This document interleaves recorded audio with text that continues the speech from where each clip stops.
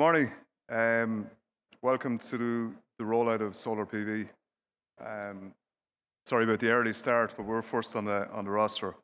My name is John McComb, with the SEAI now just under a year, and I run the part of the commercial retrofit team, and I run the non-domestic microgen scheme.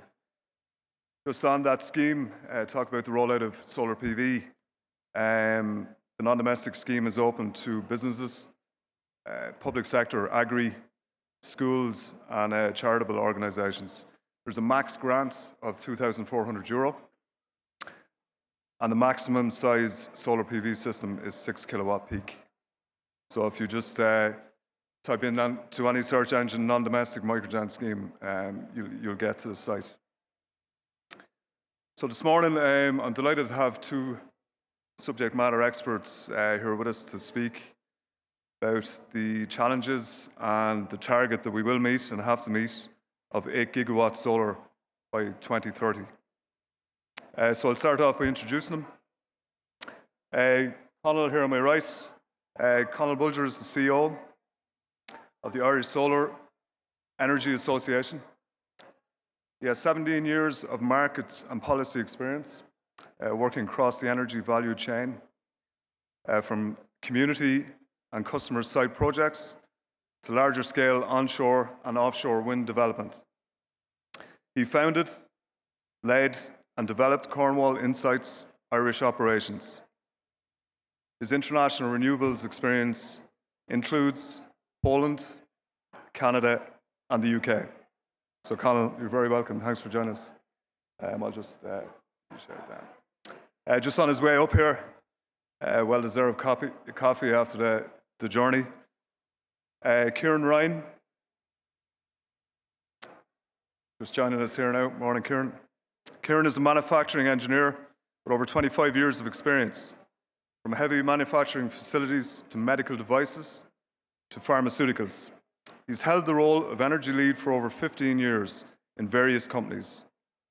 As the MSD Ballydyne program lead, Kieran is responsible for delivering the site energy project portfolio, which currently includes heat pumps, electric boilers, solar PV, ground and solar thermal. He is also responsible for leading the All-Ireland MSD Carbon Transition Work Strand and responsible for sponsoring and supporting the site water, waste and biodiversity work strands, ensuring all achieve targets. So Kieran, you're very welcome. So just conscious of time, I'll hand you straight over to Conal Bulger.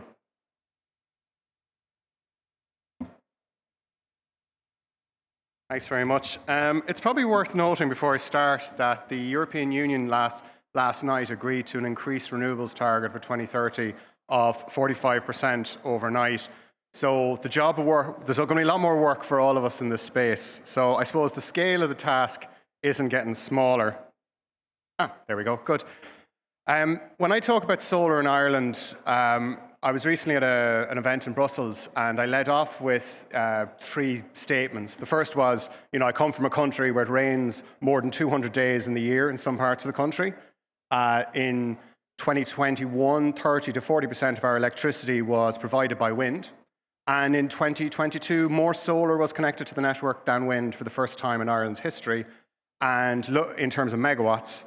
And that's just the utility stuff. That's before you start adding in all the rooftop projects that are coming through. So I'm going to give you a bit of a canter through, recognizing the time constraints. I'll talk a little bit about the status of the solar industry, where it is today, a little bit around some of the processes involved, kind of benefits, and of course I'll finish on the challenges. I should probably open with the usual caveat that any views expressed are the views of the Irish Solar Energy Association, and I bear no reflection on anything that SEAI might want to say. So I think it's worth saying, like, I used to have this slide up where talking about how 2022 was going to be the breakout year for solar in Ireland, and then it was. So I just wanted to flash that up there again, because a lot of people will have seen me present this slide in a number of places. And the reason for that is, just if you think about the timelines, sorry, that's all a little small there, but in November 21, we had a solar target of 1.5 gigs to 2.5 gigs. In April 22, we had the first utility scale project energised at Millvale in Wicklow. In the second Renewable Electricity Support Scheme auction, solar was awarded 79% of capacity. In the summer, the Microgeneration Support Scheme policy finally kicked into effect, where we started seeing suppliers offering export tariffs for microgenerators. In October 22, the residential planning restrictions were removed for solar planning. And then our 2030 target in December increased nearly 4 to 5-fold, up to 8 gigawatts by 2030 and 5 gigawatts by 2025. So it was a busy year, and 2023 is going strong. Sorry, the numbers are small here again, but just to where those targets came from was a reflection of the pipeline that's there. So just at the utility scale, there is currently, between in planning and stuff connecting to the network, 8 gigawatts. And that's before you include the pipeline that's behind that of projects that are going through green, early stage land acquisition, site, and so forth. Now, really, for the utility scale, and it's going to come up a lot, it's as true for utility scale as it is for rooftop. Key issue in Ireland is grid. Everyone knows it. There's a range of issues, but they come down to the cost of connection, timelines to connect, and securing access. There's definitely an issue around, from the developer's perspective, the utility scale, a lot of the risk drops onto the developer, and it's to the developer to navigate their way through these different state-oriented processes. So there is an issue around coordination across different branches of the state. This is Ireland. I really don't need to talk about the planning system, I think, too much, but just a note, we'll say planning efficiency has been an issue, and there's a lot of reforms underway. We're not sure as to how effective those will or won't be in terms of facilitating the progress of renewables through the planning process. And people. The sector's growing. We need to 4x, 5x the number of people in the space. We need to get more people coming in at the front end, and we need to upskill the people we have. Microgen potential as well, just to talk briefly about that. You might have seen this. There's a report by Mari last year that we funded, where they found that a relatively small panel, say 10 panel system on about 1 million homes in Ireland, had the potential to produce something like 25% of all residential power demand. This is a relatively, I think in fairness, it was probably a relatively conservative assumptions on the system size we're seeing come through. But really, it's notable that we saw this huge uptick in microgen last year, when you think that most of the policy spurs didn't really become effective until Q3, Q4 last year. And these are things around like the export tariff, grant assistance that's available, energy savings that are really, the energy prices continually improving the economic case, and the removal of the planning restrictions. So what that all means in aggregate is that if you think about utility scale, commercial and industrial, non-residential, residential, in 2023, Ireland is likely to become a gigawatt scale solar market. Whether it's late 2023 or early 2024, we're going to cross that threshold, which is quite remarkable when you think we were probably well shy of that only a couple of years ago. Where we are at the moment, just in terms of what's building utility scale, there's about 640 megawatts of utility scale projects. Just to put some numbers around that 2022 microgen number, we saw about 17,000 homes install microgen last year. It was 7,500 the year before. We expect that number to be higher this year. And that's out of a total of 47,000. So that's just to give you a sense of what we've seen is over a third were installed last year. So there's a real high ceiling there for all of us. We're also seeing a diversification of business models. And I think this is the thing that is very interesting about solar, is that it is the democratic technology. You can install it in homes, you can install it in fields, you can install it on farms and businesses around the country, but it also allows for co-location of other technologies, and we're seeing a greater diversity of what people are trying to do. So we're seeing this, what they're called hybrid sites, co-located sites. There's not a lot of agreement with the terminology, but essentially the idea is you can pair solar with other technologies and receive a lot of benefits from it. Our Minister Ryan was here yesterday promising us this long-awaited consultation on direct lines and private wires. This, we think, is a huge potential to unlock a lot of capacity and enable the commercial sector in particular to really start connecting up with that utility scale sector and directly connecting, say, your large data centers in with solar farms. Or to put it another way, as a politician said to one of my members recently, a cow can cross a road, so why can't a cable? The other interesting one we're seeing is a kind of sophistication on the behind-the-meter space. So there's a lot of talk about corporate PPAs and the utility scale. We're starting to see that kind of thinking bleed into the behind-the-meter space as well. So there's a lot kind of happening. And I suppose it reflects the kind of increasing centrality of solar to the policy making. So I'm not going to belabor the processes piece, but I'll just talk quickly about some of what has to be navigated. Utility scale development, realistically, people give timelines of 5 to 8 years. Millvale, the first one energized, I think that was about 8, 9 years. And so there's a whole, it's quite a sequential process currently for utility scale. So you start with the kind of landowner engagement, site feasibility stuff, planning, grid, going into an auction or getting some sort of power contract, getting your financing, then delivering the project, and all the procurement processes. So it doesn't take much or a lot of inefficiencies at any stage during that to kind of kick your program out to the right, which is kind of why one of the advantages of for a lot of the behind the meter stuff that we're seeing, and what's quite interesting with the scaling up we're seeing in the commercial and industrial space that I think the next speaker is going to talk to in more reality is there's a real advantage to add some substantial megawatts relatively quickly. I've kind of talked about planning a little bit, but just to say very briefly, from October last year, we had a kind of an improvement in the planning for kind of rooftop solar where all residential systems were exempted. So you didn't have the kind of size restrictions you used to have. Now, what we did have was the creation of these 43 solar safeguarding zones, where essentially anything with a potential aviation link had a circle drawn around it, and we were told that if your system is over 300 square meters and you're within one of these, you have to go for planning. Now, while they don't technically cover a lot of land area, the planes tend to be near where the people are, which is where the buildings are. So they do have quite an impact on on a lot of the buildings. So this is something we want to have a look at. The Department have signaled they're willing to kind of consider evidence. So we want to pull together a lot of the data set from various Glint and Blair studies and look to see if we can kind of erode these. Connections, talked about grid. It's not just the joys of the physical process, the actual bureaucratic process is a delight. There are multiple processes, I should say. So if you're microgen, it's relatively straightforward. It's in form and fit. You stick in a piece of paper, they have a period of time to come back and object, and if they don't object, your installer can get away with it.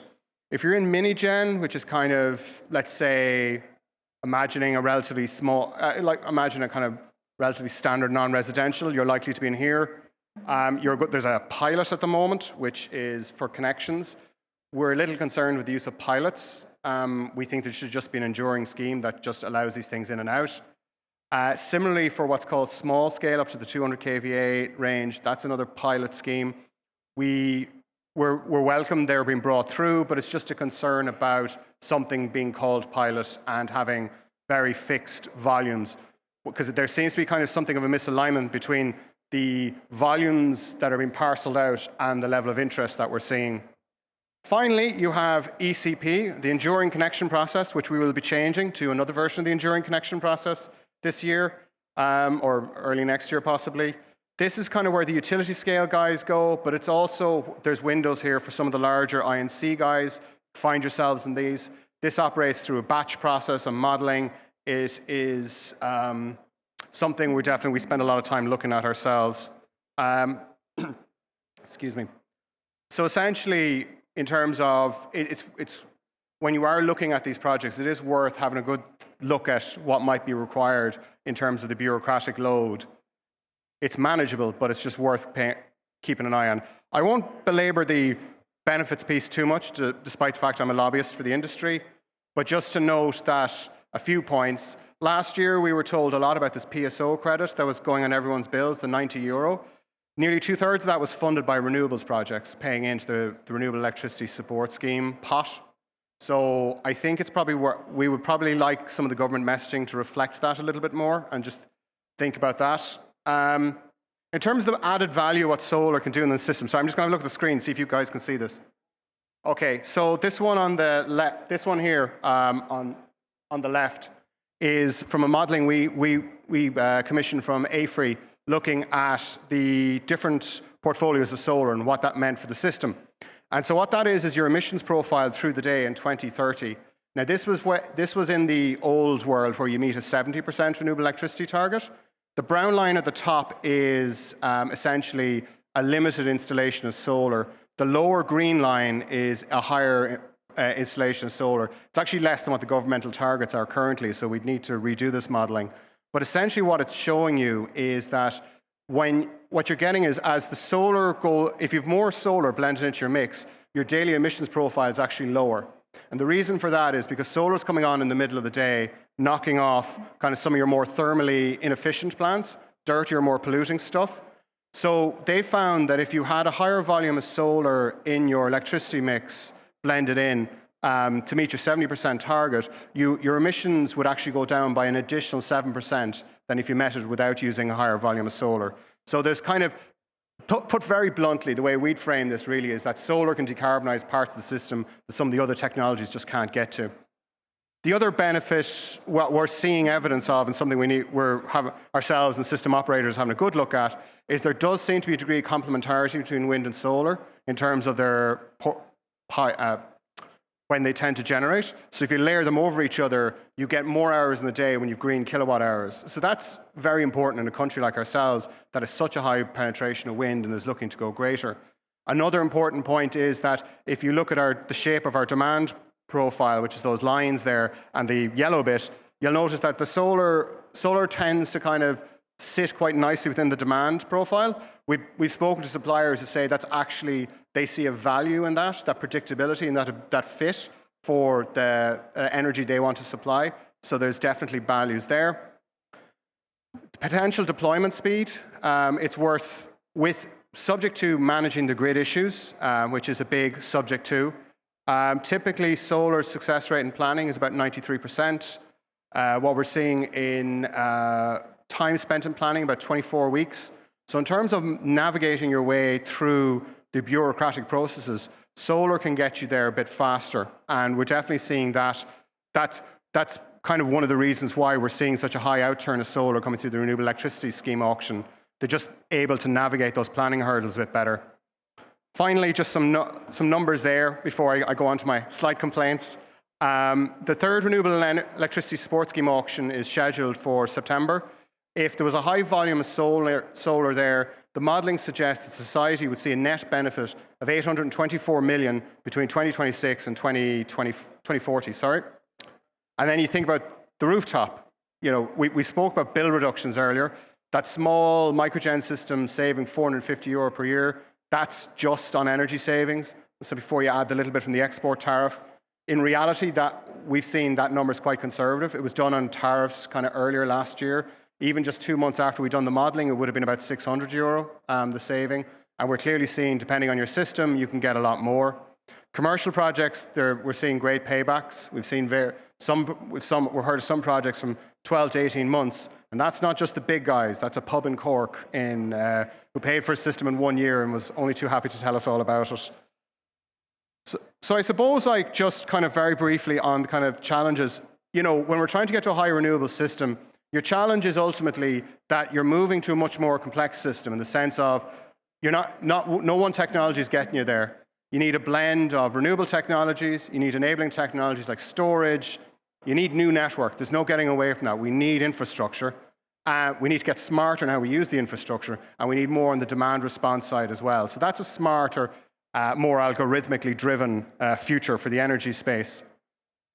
So in terms of areas of focus for us, going that I'm about to go over my time, I think I will just focus very quickly on a couple of pieces. For the rooftop, there's definitely an issue around the non-residential policy.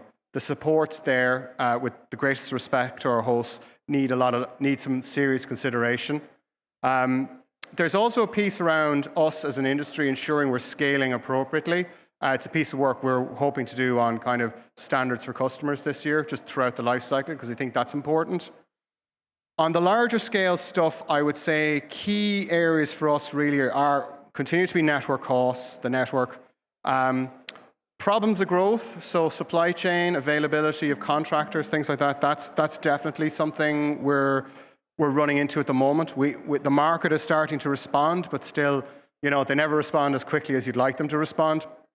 And I suppose there's just some kind of local issues like taxation around treatment of agricultural land that we'd like to kind of think. We think the definition of agriculture is able to include the idea of solar farming as part of it. So I will hand you over to someone who's going to give you a real life example now. So thank you very much.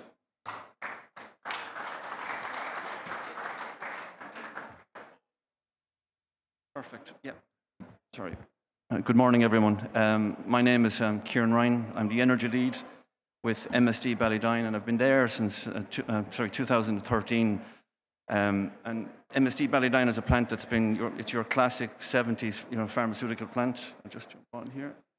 As you can see here in this aerial photograph, and looking at the photograph from the top down, basically, the sod was turned in 72. It was basically, and I think first batches went out in 76. That middle installation was additional API capacity built in 98, and then that third facility on the bottom of that photograph, that aerial photograph, it's an oral solid dose facility that opened in 2009. What's not included in that photograph are there's two additional, and kind of what's happening in pharma and medical device across the country. A lot of development. So there's two facilities, what we call an oral solid dose OEB4 facility and another API facility. It's an OEB5 facility. That's €500 million worth of investment going on at the moment. So lots of change, and really just trying to give you an idea of, we have everything from functioning technology from the 70s, 80s, 90s, all the way through. So a very old facility. But we've had an energy program in place since essentially 2004. As I said, a full-time role since 2010. So a very mature program. And the reason I mention that is just to put what you're about to see, the presentation in terms of solar PV, in that context. So just moving on there. So I'm just going to show you basically a video. And really what the video does, it just shows that collaboration between ESB Smart Services, who we basically did this project in partnership with, in part with a 20-year PPPA, but also Green Solar, who essentially delivered the project. But what it really shows is how that feeds then into the environmental sustainability program for our site. And like many people here, I would imagine, the energy role has kind of transitioned in the last few years to become very much energy and sustainability, which is basically waste, water, biodiversity, and basically carbon. So I'm just going to play the video. It gives a really good summary. It's only about 2 minutes long. So, yeah. Climate change is one of the defining challenges of this generation. At ESB's Smart Energy Services, we're driven to make a difference and meet this challenge by achieving net zero by 2040. We will realise this by decarbonising our electricity supply, building more resilient infrastructure, and empowering our customers with new products and services that will make it easier to make active choices in their use of energy.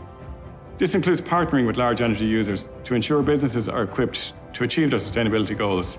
Partners like MSD, one of the world's leading pharmaceutical companies, MSD is taking great strides towards achieving carbon neutrality by 2025, and we're helping them on this journey. MSD Ireland has been at the forefront of groundbreaking innovations in healthcare for over 50 years.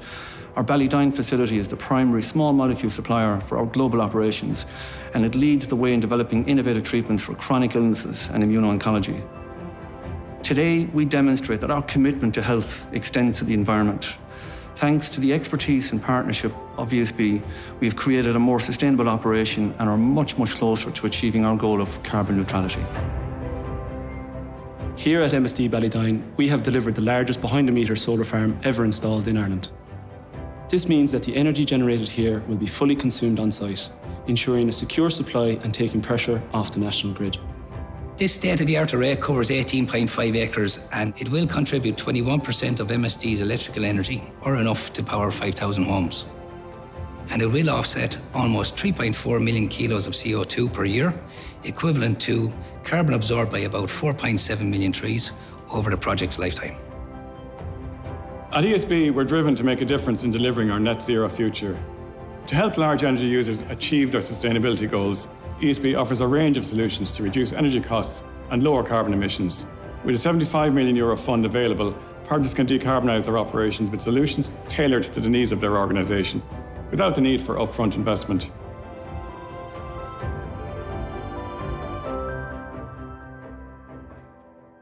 Yeah, look, in that video, look, I just hope you get a sense of, I suppose, the scale of the project, and that's the one thing that's come back again and again. There's just a couple of things I just want to call out, and really the purpose of today, but we're in partnership with ESB through the Energy Efficiency Obligation Scheme since about 2015, and I think it was the end of 2016, when we got the first proposal, for this particular solar project. So it went through many iterations before it got complete, and this is actually the first public event where I can actually say that, I'm talking to a live facility. While it was construction complete in September, and I kind of highlight this in a few later slides, with difficulties with transformer delivery, etc., we essentially only went live, in March. So we're about three weeks in at the moment, and it's exceeding expectations. But that's just one of the considerations. I want to call out, though, in that kind of 2018-2019 period, you're probably aware that Eli Lilly have done something very similar. They've actually gone live, I believe, with their phase 2.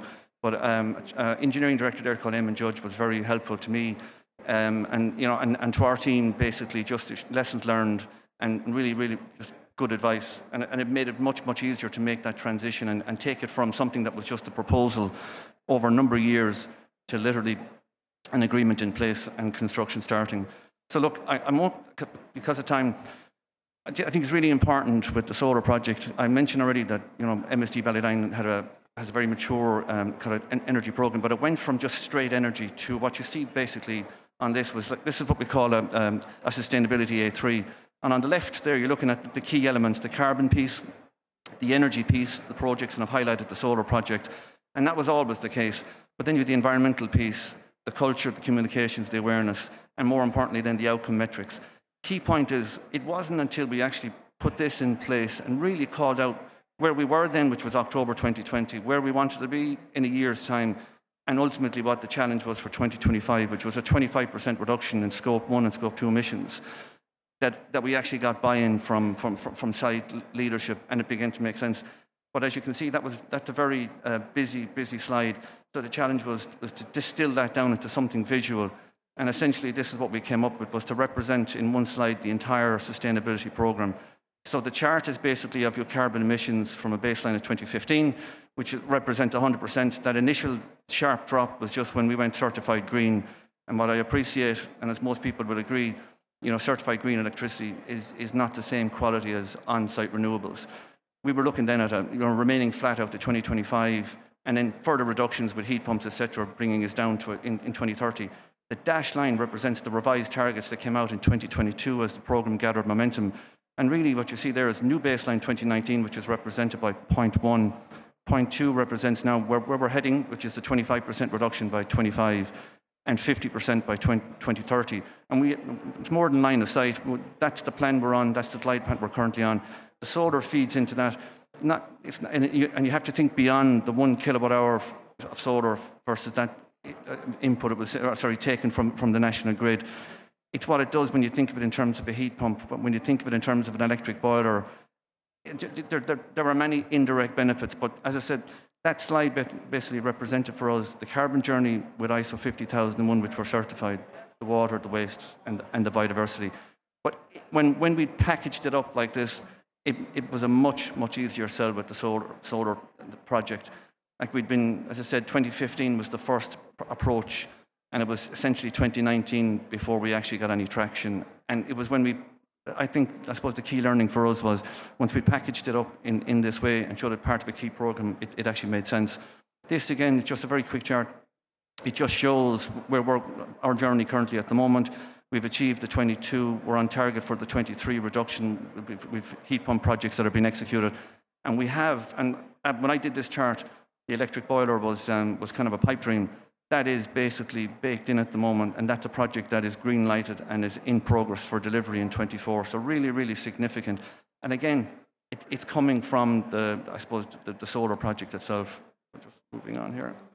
Yeah, so just on what we're here to talk about, on the solar itself, you've seen it, and you see the scale of it from the video, but you can already see here, I talk about phase one. We've just phase one complete, 15 acres, you see 11,000 bifacial panels, and that's a really key one for us.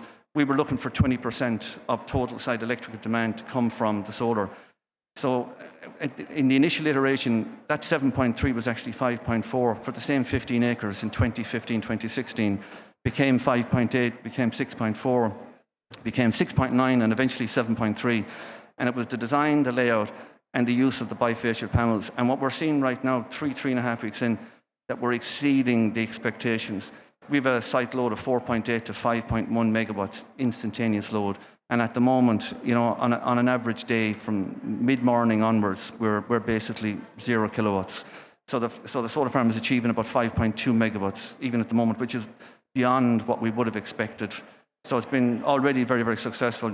You can see there, you know, that 7.8 million units represents 20%, about 21% of our, annual consumption. And the bottom piece there, the 20-year PPA, we looked at a few different options. We looked at, you know, providing the capital, and we genuinely just couldn't justify it because we didn't have the expertise. So that partnership with ESB Smart Services, with Grange Solar, and for us, we use our own FM company, CBRE, basically, just to manage, you know, permitting, managing the on-site works. And it was a very, very successful partnership. But as I said, we already have 8 acres earmarked there for phase 2, which kicks off later this year. So we're really pushing on. So just moving on. Yep. So again, just a little, if you're looking at the solar itself and you're looking at the bill of materials, these, I suppose, the key elements in it, those particular panels, in the very first iteration, when I look back at the original proposal, I think it was 515 watts per panel. So that was a big increase. And just to maybe give you a little detail, the bifacial, where that really comes into play, is especially in wintertime, but I think the early morning and the late evening low-angle sun, it takes reflection from the actual, I call it the framework, the mounting frames from the ground, etc. And it was estimated to be about 1.5%. That's translating into something more like 2.5%, which is really significant. I've highlighted the transformer in red. And as I said, this was called out at the very start of the project, before the PPA was signed and approved, quite a bit before, as a risk. So it was ordered first up on a 6-month lead time. It took 12 months. And the reality is everything that could have been done was done. And it just goes back to the supply chain, the COVID delays, the issues. Even the war in Ukraine had an impact. So look, it's just something to be absolutely cognizant of if you're doing it. And in the bottom right-hand corner there, you're looking at the wildflower meadow. With the design, there's lots of green areas with a 38 kV line feeding a substation. So there's about 5 acres in total that's all going to be planted in wildflower. Now, while we missed the growing season this year, it'll be next year before we actually see that in essentially full bloom. Now, I've kind of covered some of this already. Ordering of the long leads and the enabling works. For us, this was key. The substation, thankfully for us, was located on the field where the solar farm was installed. But a key piece for us was just identifying what works needed to happen in the substation. And we did that a year before. So the main construction phase took place in 2022. In the middle of July, August in 21, we executed a significant body of work, which we, as I suppose, the client took on ourselves, just to have the site basically ready for the construction phase. And that was a significant amount of work. We also, in terms of security, that you're looking at palisade fencing. There was 1.4 kilometers of palisade fencing around, you know, the 2 fields, and that was essentially to our specification, probably a little bit more. Yeah, what you're looking at here is just the piling and installation and mounting frames. We'll say this, that the construction phase is very condensed and very, very short. And it was literally kind of 4 to 6 weeks went from greenfield to literally, you know, most of the field at that stage had the mounting frames in place and about 1/3 of the panels in place, so really significant. The pull and pile test, it's a significant one, and was for us. It basically driving a steel pile into the ground, pulling it back out, and we had issues where the design of the mounting frames and the posts had to be modified or adjusted because we didn't get the results that we were looking for, but it was just something that had to happen. And during the construction phase, if you can imagine, it's a very repetitive sound, and we had to work with our neighbours basically and agree windows when that piling activity happened over kind of I'd say 2 to 3 week period. But just in terms of, being considerate for the neighbours, it was just something that we learned, and we'll know now for phase 2. So again, back to my point about the progress, you go from week 1 green field, week 2, week 3, and by week 4, it was a very, very, very busy field. And I had my plant manager say to me, when is this thing going to kick off? He was gone to America for 2 weeks. He came back and he said, I see, seeing is believing. And it was an interesting one, But as I said, a very, very short construction phase in the end.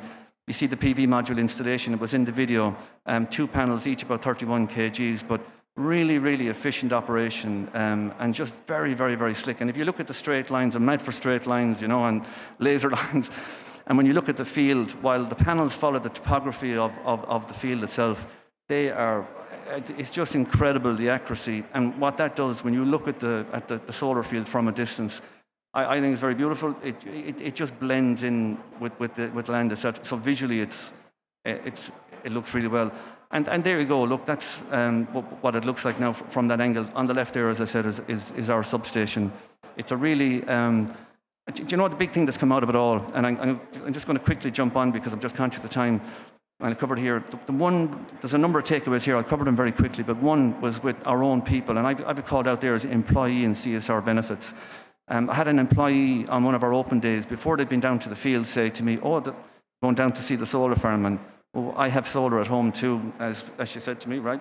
And I met her an hour later when she came back, and she was nearly apologetic because I think the scale of the development, and actually quite a few people then said to me, now we know what you do. And I said, really, it took this. You think of all of the work, and we do, the chillers, the compressors, the HVAC, the wastewater treatment, all of the projects and now they know what you do. But anyway, look, you just take the good there and you kind of run with it. So but even for the neighbours, the schools, it's the interest has been incredible, and it becomes your kind of your calling card. It's your shop window for the program, and that you really mean business. I said at the very top there, maturity of the site energy program. I think that's key. There's a right time to do it, and you just need to know that you're that you're at the right level of maturity. The funding options, as I said, in our phase 2, we're going for a PPPA. I can't see how we justify capital. The consideration for the enabling works, the panels, that consideration for bifacial versus fixed versus tracking, it was a no-brainer for us, and the bifacial is delivering. But the bottom one then, the new opportunities.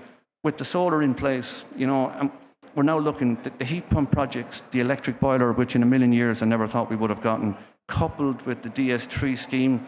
I will say this, the way things are going, and even from the previous presenter, when you're looking at the rollout of solar and additional wind, in real terms, you have to think that post-2025 there's going to be, basically there's going to be a lot of cheap, I don't want to say cheaper, but renewables available. And if you have a dispatchable electrical load like an electric boiler, and through a scheme like the DS3 scheme, you're going to have an opportunity to reduce your Scope 1 emissions even more. As I said, we've solar phase 2 and battery. All of that feeding into our Scope 1 emission targets, and that's why I have real confidence in that 2030 target of 50% reduction. So look, I hope that gives, that's a very, very short overview. I hope that kind of, and I'm there for any questions, but thanks for listening, and enjoy the rest of the show. Thank you.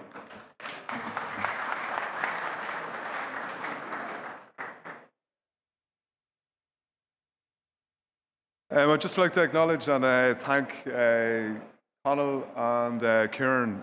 Conal for the high-level stats, very interesting, and Kieran for that very detailed and excellent case study. 11,000 panels, pretty amazing. So we'll take any questions now, if anyone has questions.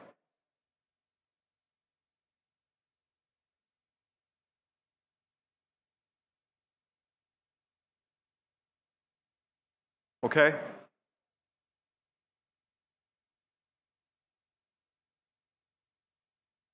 Hi, Kieran.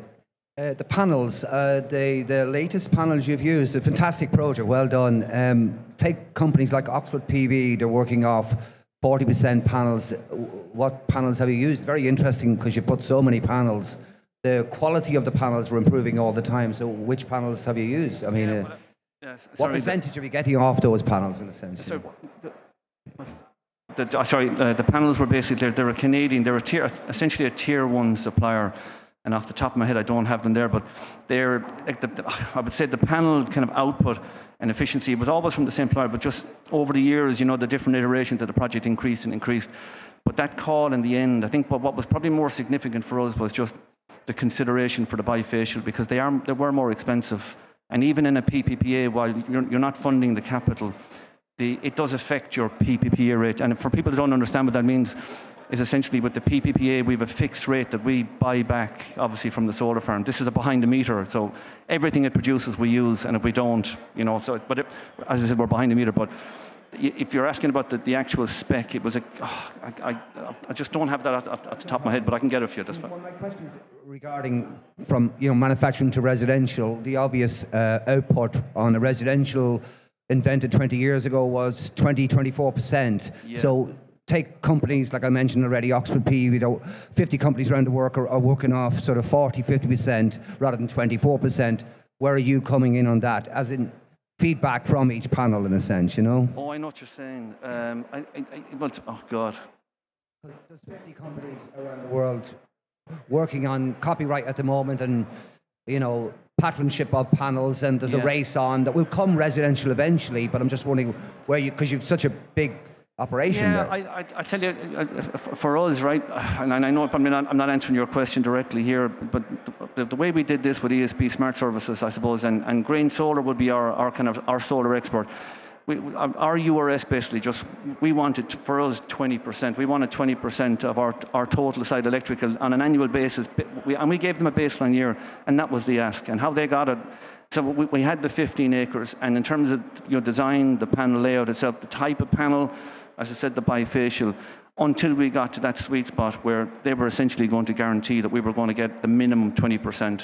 And that's essentially why, and I suppose, for a company like MSD Ballydyne and pharmaceutical companies like that, we have our own project teams, but we're not solar experts. We have our experts in mechanical, electrical, etc., but we're not solar experts. So we essentially, in doing the PPPA, we were, there's a trust, and you're essentially handing over to, ESB, but you're really handing over to Grain Solar in this case. So I'm sorry if that didn't answer your question, but yeah. No, that's fine. Thanks very much.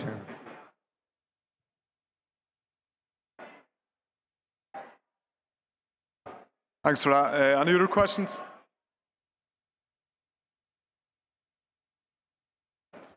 Okay, thanks, Eva.